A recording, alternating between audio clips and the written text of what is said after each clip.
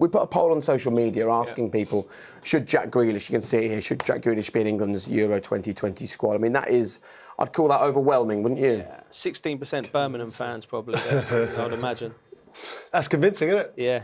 So should we work out why? Yeah, I mean, for me, this kid, and we talked about earlier in the week, for me, this kid's the most talented player we've seen since Gazza. I was lucky enough to play with him as a young lad.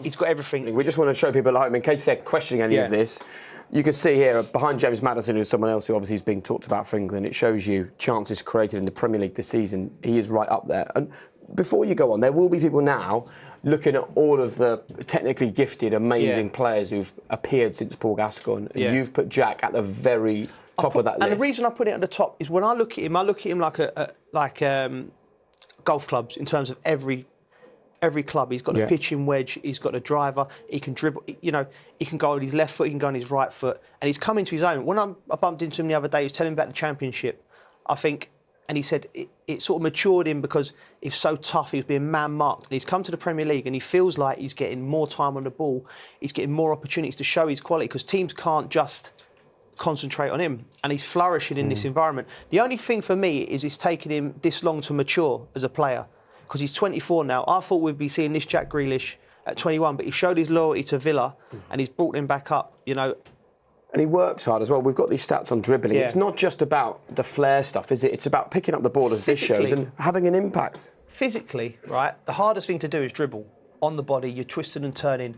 You know, he does it with sublime ease. He's matured. He's finding people at the right time. He's carrying the team. He's the main focal point. The only question for me on whether he becomes as good as I think he will become is when he does take that step, and Villa fans won't thank me for saying that, but he will have to make that step to come to a top club at some point, is whether he's got the mentality to do all that on the big stage. I believe he has.